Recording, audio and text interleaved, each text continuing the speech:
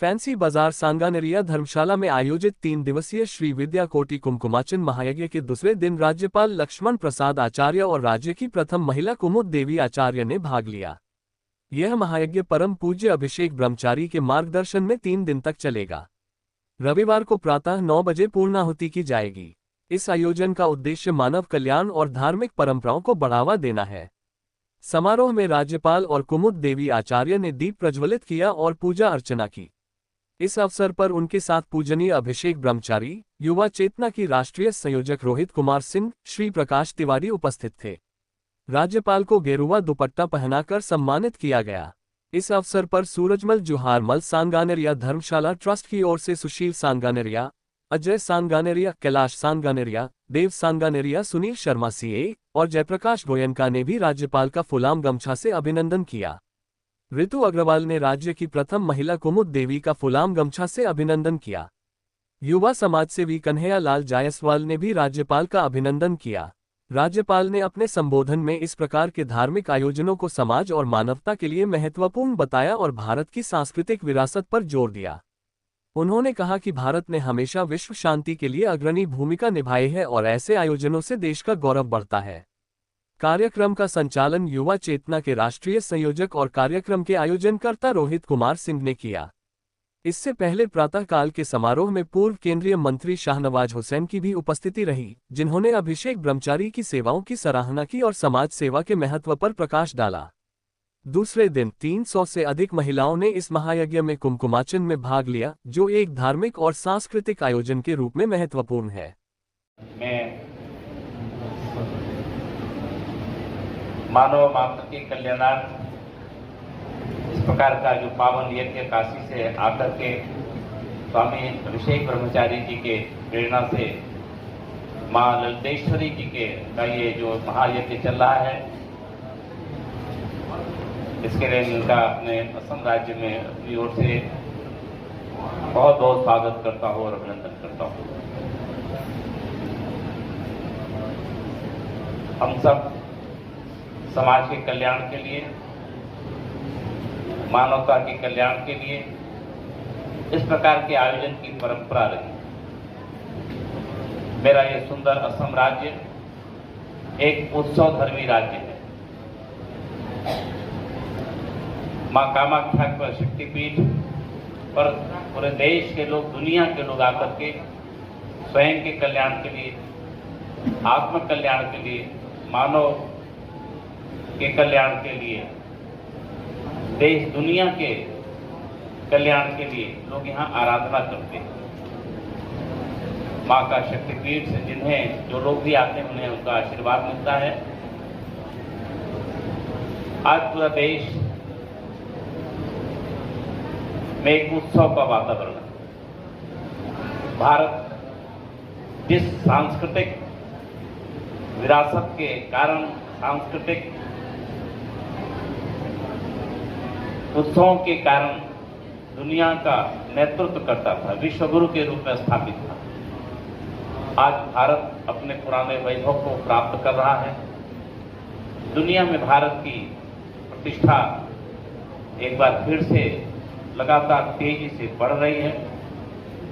सर्वे भवन्तु सुखिनः, सर्वे सन्तु निरामया, सर्वे भद्राणि पश्यन्तु मा कश्चित् दुःखात् भवेत् की जो भावना है, आज वो पूरे दुनिया में अपने संस्कृति का परचम फिर से फहरा रही है।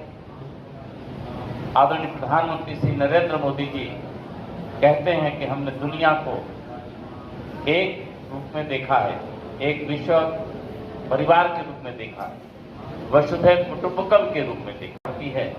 हम उस प्रकार के कल्याण के लिए, उस प्रकार की सेवा के लिए देश आगे बढ़ता है। माँ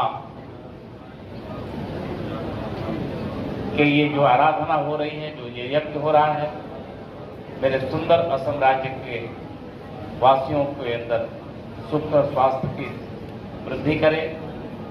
देश एक बार फिर से सुंदर भारत, मजबूत भारत, वैभवशाली भारत की ओर तेजी से बढ़े, यही प्रार्थना करते हुए मैं स्वामी अभिषेक ब्रह्मचारी जी ने जो पावन यज्ञ यहाँ पर विश्व कल्याणार्थ आयोजन किया है, उसके लिए उनको धन्यवाद करते हुए, साधुवाद करते हुए अपनी वाणी को विराम देता हूँ। गांव में रहने वाले लोग हैं, गांव से निकल के शहरों तक आने का प्रयास करते हैं, शहरों से गांव तक अपनी बात पहुंचाने का भी प्रयास करते हैं।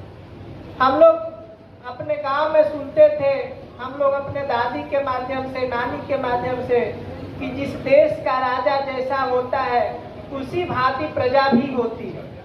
हम लोग यह भी सुने हैं कि जिस देश का मुखिया जैसा होता है उसी प्रकार उसकी प्रजा भी होती है। तो आज देश का मुखिया जब धार्मिक और भगवानमय हो गया तो पूरा देश भी उसी तरह हो गया। जब महामहिम आए तो इन्होंने मर्यादा, जब यही काशी होती है, काशी में अगर झाड़ू लगाने वाले भी व्यक्ति से धर्म के बारे में पूछिएगा तो धर्म की वह व्याख्या करेगा जो अन्य क्षेत्र के प्रकांड पंडित नहीं कर पाएंगे। तो जब महामहिम आए तो उन्होंने कहा कि देखिए, हम मंच के ऊपर नहीं बैठे, हम मंच के नीचे बैठेंगे। और जब बताया गया कि नहीं, यह मंच अलग है, दोनों की कुछ वो नहीं है, और पंडित जी यहाँ प्रकांड विद्वान है, इन्होंने बताया है कि दोनों अलग अलग में बैठ सकते हैं। तो उस प्रक्रियाओं को जब इन्होंने अपने मन में स्पष्टता रूप से ग्राह्य किया तब यह मंच पर आए। और भगवती को पंचांग प्रणाम मैडम भी की और माननीय महामहिम ने भी किया।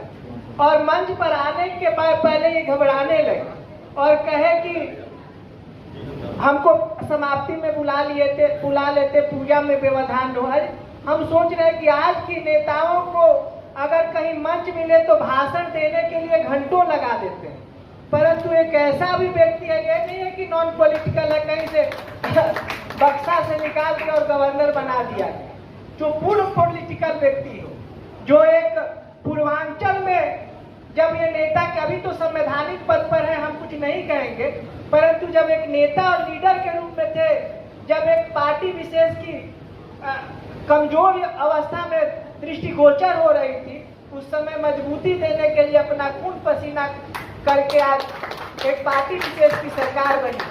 परंतु एक संवैधानिक पद पर बैठने के बाद उस संविधान के अंतर्गत रह के कि हमारी गरिमा और महिमा कहीं विचलित न हो, सिक्किम से लेकर गुवाहाटी तक पक्ष और विपक्ष जिसका गुणगान करते हो, और जो हमारी भी जिसमें आचार्य जी को इस मंच पर उपस्थित होने हेतु हम धन्यवाद देते हैं। परंतु आपने भोजपुरिया वाली धन्यवाद भी छोटे शब्द बरुआ के देवे कर हमेशा जब जावे नहीं तो अपन महिमा के बुला जानी ते पूरे बसंत भरत भी नुरागा चमचरी के जिनु चंपक बागा। एक बोली पर लाखों लाख पुलिस खड़ा है, प्रोटोकॉल इतना बड़ा है, फिर भी जब आप आते हैं तो केदार घाट में नीचे बैठ जाते हैं, दिल्ली में आके मंच के नीचे बैठ जाते हैं, साधुओं के साथ साधु बन जाते हैं, और जब आपका भाषण चलने लगता है तो लगता है कि गीता और रामायण वेद उपनिषद आपके जिह्वे पर नाच रहा है। तो हमको पता नहीं कि आप आचार्य रूप में किस किस विषय के आचार्य है, परंतु हमारे लिए तो आप एक वही काशी के वासी हैं जो वहां से निकल के काशी के महिमा को सर्वत्र फैला रहे हैं।